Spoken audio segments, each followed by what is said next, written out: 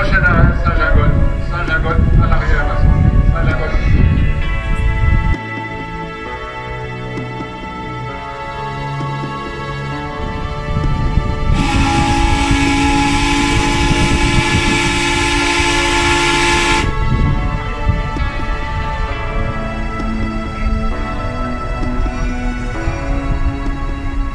Voilà, il est 10h20, départ pour Novelle depuis Saint-Gingolf, 1h40 donné en balisage, on va voir ça, c'est parti.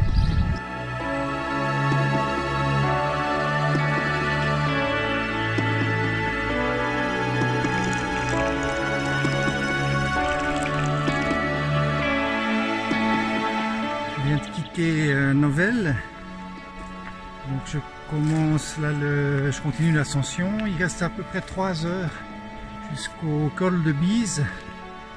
Le temps à l'évoquer la météo parce que c'est assez tard, là il doit être 12h30. Je vais m'arrêter dans un petit moment juste pour grignoter un petit quelque chose. Ça grimpe là, hein. Waouh! Et le démarrage là, c'est vraiment un mur de montagne. On fait 1500 la première journée, 1500 positifs d'un coup. Donc on comprend tout de suite la couleur. Premier petit arrêt et on s'arrête déjà pour bouffer. Et puis je serais très content, là j'ai quasi 4 jours de nourriture sur moi. Du coup c'est un peu lourd. Je suis vraiment à 15 kg et puis comme ça grimpe bien, moi j'aime bien être un petit peu en dessous. Une petite soupe là qui m'attend en bas à gauche. Ah ben c'est ça justement dont je parlais. C'est cette isolation en fait. Je bricole les trucs pour garder la soupe au chaud plutôt que de continuer à la cuire par exemple. Et puis comme ça, dans 5 minutes je peux manger sans utiliser plus de gaz. Petit café, tout va bien quoi. Voilà, donc on arrive depuis Novelle par un chemin comme ça, c'est une traversée forêt très jolie. Là on est dans des pâturages. Bye bye la Clément, à bientôt.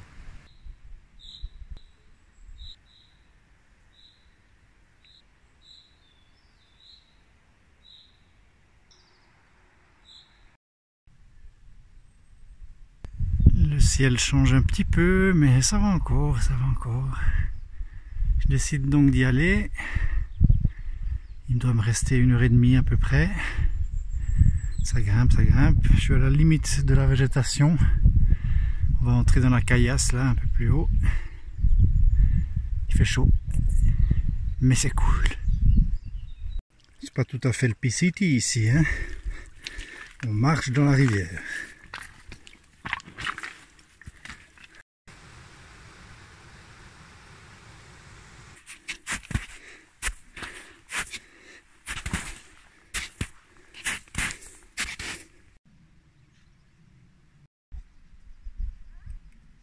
Premier mini névé.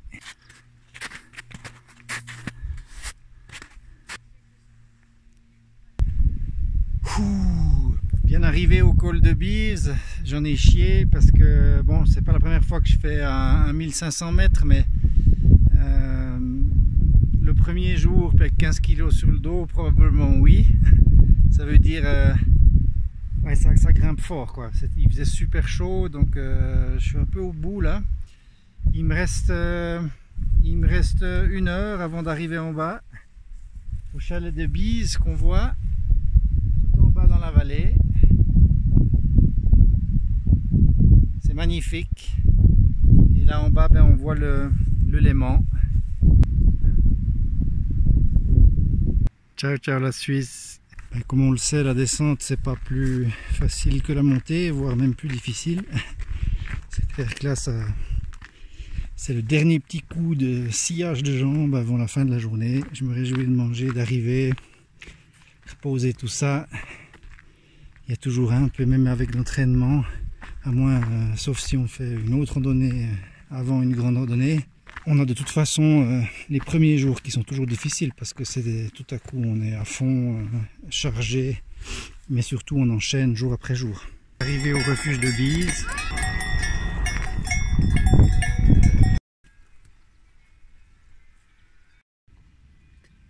Alors c'est la bzz. T'as l'air con, hein, là, la bzz.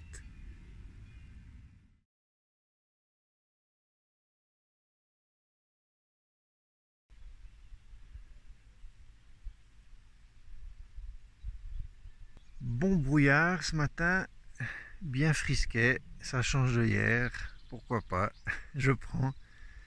Bon, aujourd'hui je vais donc repartir depuis les chalets de Bise, passer il y a à peu près 1 heure de montée pour un petit col là, ensuite redescendre sur Chapelle d'Abondance, puis après je vais essayer de tracer, je verrai jusqu'où je peux pour un petit peu m'acclimater. Là avec le poids, ça va tout petit peu diminuer puisque j'ai mangé un petit peu. Et puis j'irai le plus loin possible sans forcer quoi.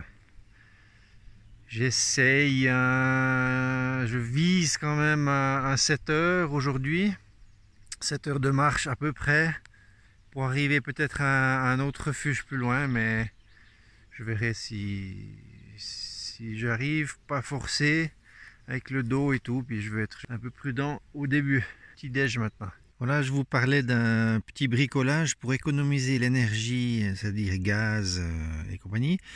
Voilà à quoi ça ressemble. En fait, j'ai pris ça juste sur un pare-soleil pour les pare-brises des voitures que j'ai découpé dedans, un peu de scotch solide tissu, voilà.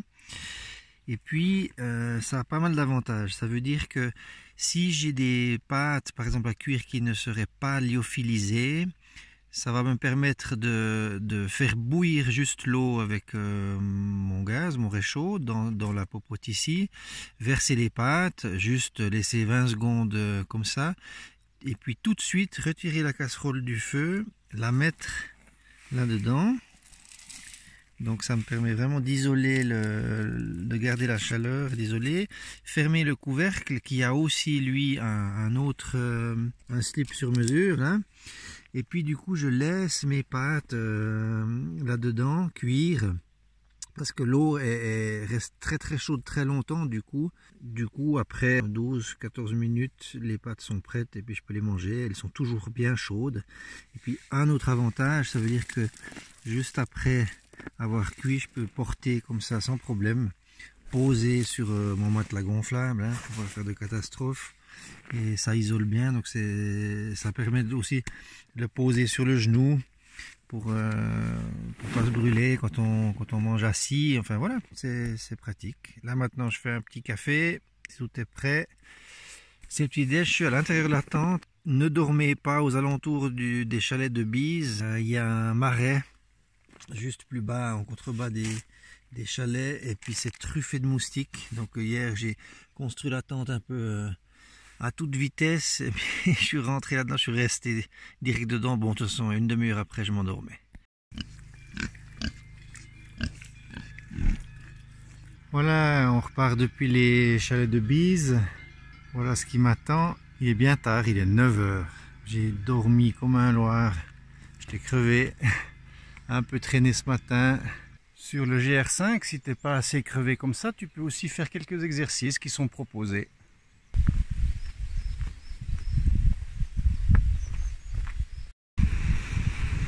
Un petit séchage de matériel, de la condensation de la nuit. Petite pause à midi. La popote est sur le feu.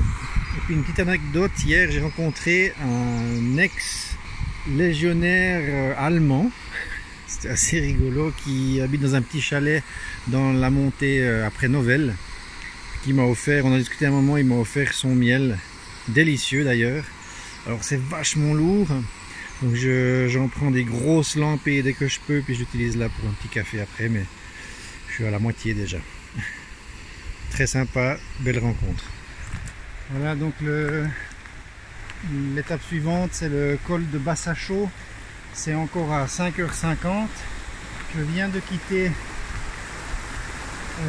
Chapelle d'Abondance, où j'ai fait un repas de midi. Je ne sais pas si je vais y arriver jusqu'à ce col, soit pour la météo, soit pour la fatigue, parce que j'ai quand même déjà un tout petit peu dans les jambes, mais on va essayer. C'est un peu tard, il est 1h30. Du coup, voilà, quand je me suis levé tard ce matin, Démarrer à 9 h. On va voir. Là, je suis tout au fond de la vallée.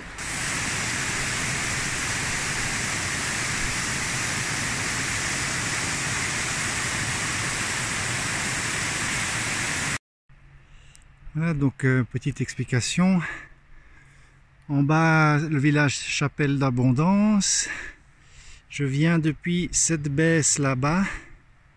Derrière, donc là-bas, il y a le refuge de Bise. Toujours intéressant de regarder en arrière, se rendre compte des distances parcourues. Ça fait du bien, on avance, on avance.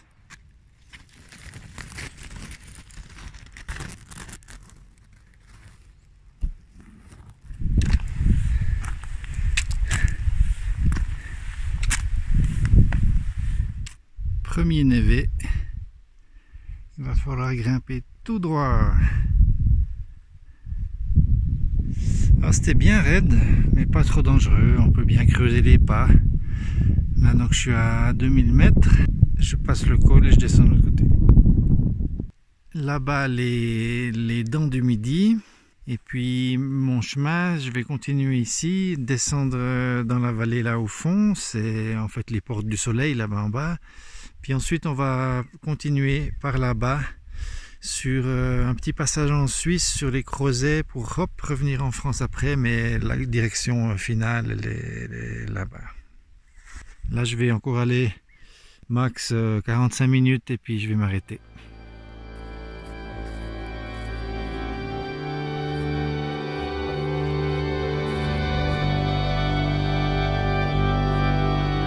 C'est une telle récompense quand tu as grimpé comme un fou. Tout à coup tu arrives sur des ouvertures comme ça. Tu peux descendre un petit moment. Parfait. Pour ce soir, une petite pâte à la crème au poulet et aux épinards, n'est-ce pas? De chez Trek & Eat. Ils sont pas mal ces trucs. Pas mal du tout. Parce que, enfin, c'est pour du lyophilisé. Pas mal. Avec une jolie vue.